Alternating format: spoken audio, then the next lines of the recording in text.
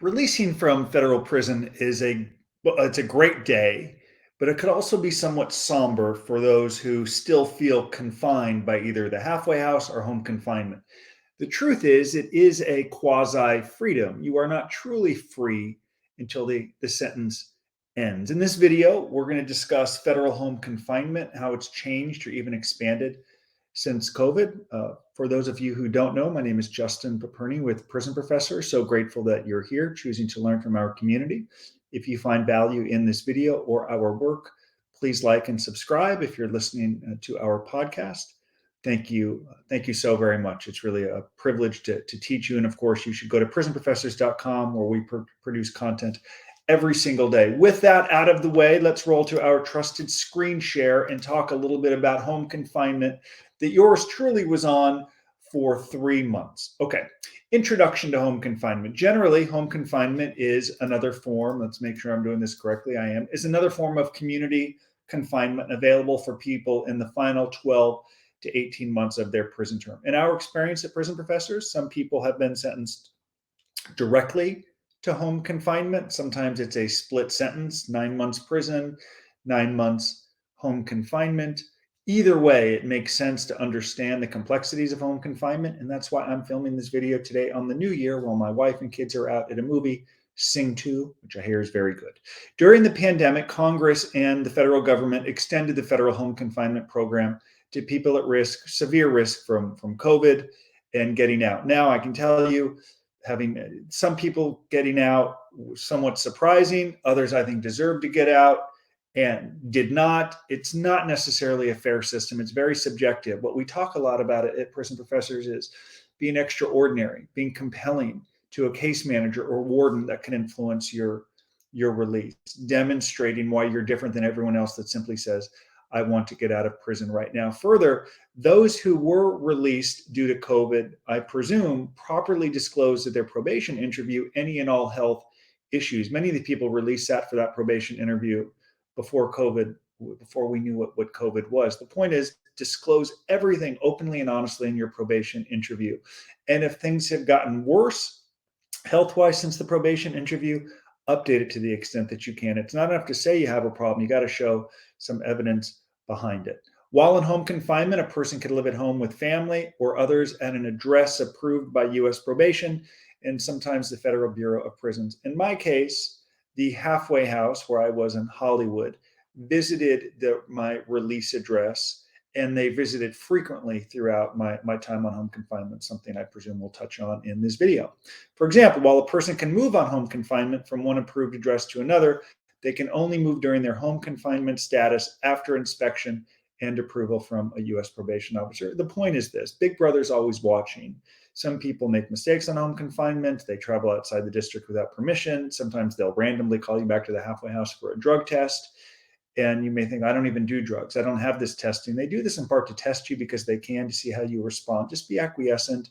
Do what it takes to get out of this without problem. Sometimes that means playing their game. Now, what is considered home confinement? Well, as the term suggests, home confinement is when you are physically confined to your home. Now, some clients or some defendants will wear an electronic monitoring device. It is somewhat subjective. Some judges will overrule that. Others say it's just a policy. Sometimes it's the district, but I do know that it's very subjective. For example, a client of ours recently sentenced to 6 months of home detention was going to have an ankle bracelet put on for that 6 months of home detention, which would have been an inconvenience for him because it was the summer and he was taking business meetings. And it's sort of like, I got this big bracelet on my ankle. It's uncomfortable, but more than it being uncomfortable, could really influence my business. I suggested to his lawyer that the lawyer ask the judge to not make this bracelet a recommendation. The judge agreed, in part because our client had been out on pretrial for like 4 years without issue. So is there really reason to spend money putting a bracelet on him? So you want to push for that. It can be an inconvenience as well. Again, it comes back to what I said a moment ago: extraordinary and compelling. To the extent that you're creating a new record that shows you're law-abiding, you're going to get more liberty. When a person is in home confinement, all of their movements in and out of the house are strictly limited and supervised. Again, they're calling you regularly. They're popping into the house. They may randomly send you back to the halfway house. They're going to have a predetermined schedule, an itinerary that you have to get approved. And if you deviate from that itinerary, have a nice day. They may send you back to prison because that's what they can do. They view you as a criminal, not someone who's looking to become better. And if you can approach it from their cynical perspective, you're going to thrive. You're going to crush it. Let's talk about qualifying for home confinement because not everybody does. Uh, Nonviolent people with a stable place to live and a landline phone have a very good chance to get approved for home confinement. Non-American citizens, for example, we have a client who is looking to get deported to Canada, may not be eligible for home confinement. Therefore, when people ask what some of the requirements needed at home to qualify for home confinement, here's what the Bureau of Prisons and BOP and the U.S. Probation Office generally looks for: no history of violence, a stable place to live, a landline telephone, ability to adhere to all the rules of supervised electronic confinement. Other individual factors such as criminal history may play a role. If you're out and you violated and they send you back, there's a good chance you will finish that term in prison, because they will tell you halfway house or home confinement is a privilege, not a right. You really have to take this into your calculus. Further, what you should be doing now, if you've yet to go to prison, if you have a family member who is in prison, you should really be encouraging them to line up work, because time in the halfway house or home confinement can be measurably harder if you don't have the right job lined up. You need a job. You're going to feel productive. You're going to make a little bit of money. It leads to more liberty. If not, they could really be on you all throughout the day and force or compel you to get a job that may be beneath your skill set that you don't want to do. Indeed, a number of people say, damn, I wish I was back in prison because I'm working here, which I don't want to do, but they're forcing me to get a job or submit job applications and no one will hire me. If you're in prison, you might as well use that time productively. Or if you're watching this on pretrial, you haven't been sentenced, this is the time, my friend, to grow your network. This is the time to reach out to people, because at some point this experience ends, you're going to want to have a job lined up. Federal home confinement. By the way, a great example of having a job lined up is Sam Mangel, a colleague on our team who works in Florida. Many of you watching this may have spoken with Sam. He was in the halfway house for a year. He immediately began working with our team, crushing it and helping. Well, that wasn't by accident. It was planning. It was deliberate. It was a disciplined process. Learn from Sam. You should schedule a call with him to learn more about the ways that you can follow that path. Federal home confinement before COVID. For people serving a sentence in the BOP, the home confinement process has been around for decades. Specifically, all federal prisons undergo a review for placement in the residential reentry center when they approach their end of their sentence under the Second Chance Act and First Step Act. For some background, I was in prison in 2008 when then President Bush signed the Second Chance Act. One of the things that it did was expand how much time someone could get in the halfway house, from 6 months to a year. It took quite some time for people to actually get a year. It was really given to long-term prisoners, like my business partner, Michael Santos, got a year. My friend Seth Ferrenti got nearly a year. Now, over the last handful of years, we've had a number of clients get 9, 10, or 11 months in the halfway house. Craig Carton, client of ours, a talk show host back in New York on a 42-month sentence, was home in 12 months, in part because he adjusted well and got 11 months in the halfway house. The Second Chance Act and First Step Act helped expand how much time can get in the halfway house. It did totally change in March 20 with COVID. Now I want to transition to federal home confinement in the COVID era. As of December 2021, the BOP has transferred over 36,000 eligible. It's a tough one. That shouldn't be hard for me, but it's hard. Are you still with me? Don't dislike this video because I cannot pronounce that word properly. Doing the best I can here on one take. Let's keep going. Has transferred over 36,000 eligible inmates to home confinement following the instructions from the Attorney General from March 26, 2020, that the BOP prioritizes home confinement as an appropriate response to the COVID-19 pandemic. Still today, the BOP continues to screen people in the federal prisons to identify those who have COVID risk factors for placement in home confinement. As you can imagine, this BOP is a big bureaucracy rife with problems. People are there longer than they should be. People who are released are not getting released. People are getting sick. Many of the staff, from what I've heard, it's not just they're unvaccinated or don't wear masks. If that's their choice, fine. But in so doing, they're getting prisoners sick, and the prisoners don't have proper protections with just soap and sanitizer. It's a very difficult environment that's getting some people who are vulnerable COVID and getting them sick, and they should be released, and they're not, because the bureaucracy takes so long to play out. And as you would imagine, unless you're really extraordinary and compelling, many of the wardens just flat out deny it. You can imagine how many requests they're getting. Again, it's why are you extraordinary? Why are you different than the prisoner standing outside the case manager's office begging for a halfway house, begging for home confinement? You've got to demonstrate why you're worthy of it rather than just beg and ask. It's akin to the defendant that asked the judge for probation, and the judge is like, I know you want probation. Every defendant wants probation. Why are you worthy of probation? That's what you need to be thinking about, I think. People do not have to apply for release to home confinement based on COVID-19, also known as the CARES Act. Instead, a person's case manager at the prison reviews all files to recommend those who meet the home confinement criteria. To that point, we encourage advocacy. We encourage being proactive. So if that is filing administrative remedies to push this process along, in a number of cases, if denied by the warden or the prison, the prisoner will file a compassionate release with the judge. And I've had some people say, well, I had the toughest sentencing judge in the whole world, and there's no way the judges can ever let me out. I don't know unless you try. It's happened in a number of cases. And to be clear, the judge isn't commuting your sentence or pardoning you. He doesn't have that power. The judge can cut the sentence short. I've seen that. But essentially, if you're COVID risk related, he or she is simply releasing you to home confinement to finish the balance of your sentence. The good thing is the Department of Justice, about 10 days ago, filed a release stating that everyone released on home confinement would not be sent back, which is a great thing.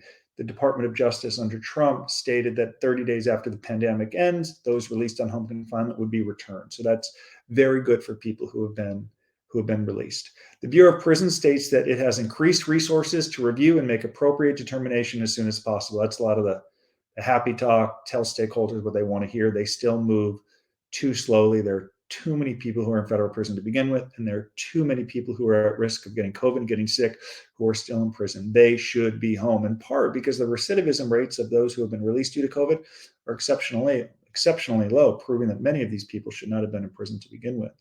Home confinement and house arrest. As noted above, corrections experts define home confinement generally as any judicially or administratively imposed a condition requiring a person to remain in their residence for all or any portion of the day.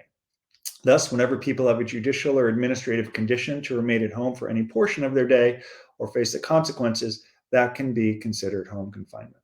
House arrest is often used interchangeably with home confinement since a person is mandated to stay at home unless otherwise instructed in the aforementioned scenarios. The difference is that house arrest is a more formally recognized alternative prison sentence doled out by a court. In contrast, home confinement is not a statutory sentence per se.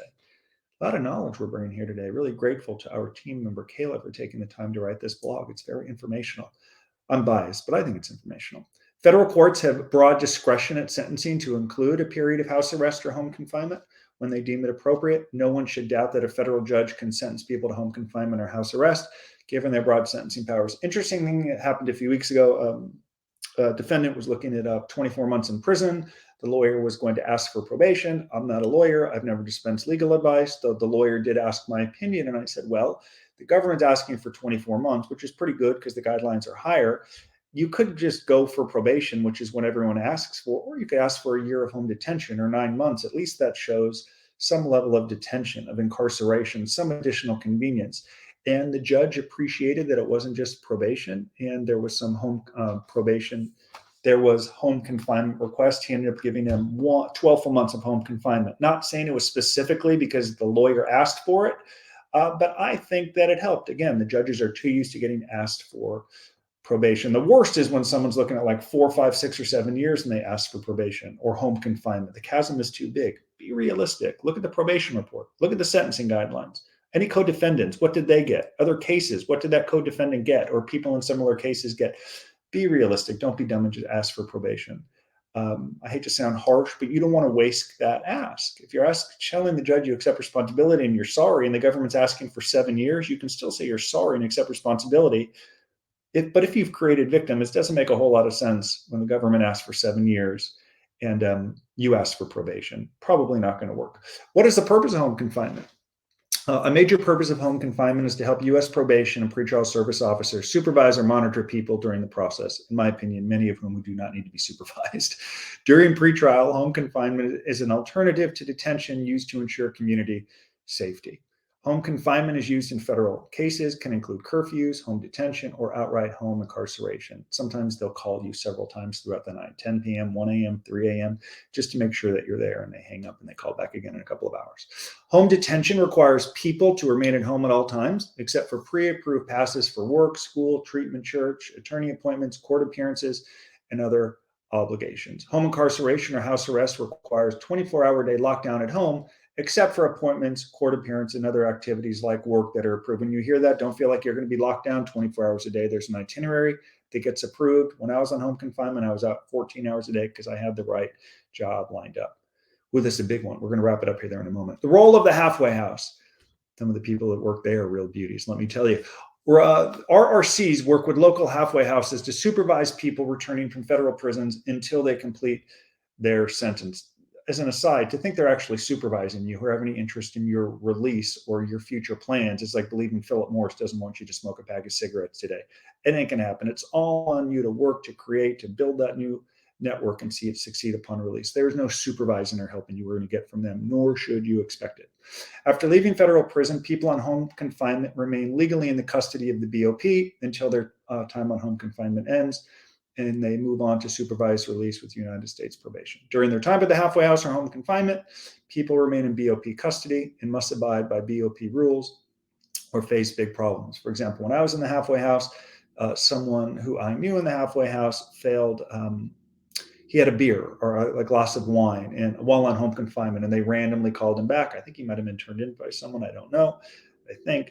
And he failed a breathalyzer test, and they didn't just send him back to prison. They sent him back to prison, but it was the Metropolitan Detention Center in downtown, which was awful. I mean, imagine getting caught having a beer or wine in prison. It's the same thing on the halfway house. It is a no-go. Close supervision by the halfway house is a crucial component of the post-conviction home confinement program. Supervision helps deter future crime, ensure community safety, and keep a fair amount of structure for people in home confinement. Halfway house staff members have to ensure that people are working or job hunting, maintaining a stable living arrangement, and not engaging in prohibited behavior such as substance abuse. Supervision requires frequent phone calls and daily accountability calls to ensure that people adhere to their approved schedules and 24/7 response to alerts from monitoring centers. Well, that was a big one. I'm going to wrap it up with who was a 17-minute video here. All right. Happy New Year, all of you. Let me wrap up this final point. Home confinement is easier, whether it's part of the sentence, you get sentenced to home confinement, it's the end of your sentence, they release you from prison, if you have a job lined up, if you are growing your network. What I hate is when someone says, yeah, I got a buddy that's going to hire me. I don't need to look for work. And I'm like, how do you know that job is there? How do you know that your friend wants the halfway house or the people overseeing your friend overseeing you in home confinement calling 3 times a day to make sure that you're working? You don't know that. Sometimes businesses go out of business. Have several jobs lined up. That's the best advice that I can offer you because you're productive now, you're reaching out, you're growing your network, you're demonstrating your skill set, and you're being incredibly proactive, rather than just waiting. I was going to try to do a prop here in the video with my iPhone. I was going to use it as a prop rather than just waiting for the phone to ring. Thank you for watching this video on home confinement. Please like, subscribe, and comment. And of course, if you have questions, feel free to reach out. Look forward to returning soon with more helpful content. Happy New Year to all, to you and your family. We are so grateful that you're with us. Be well, be safe. Bye-bye.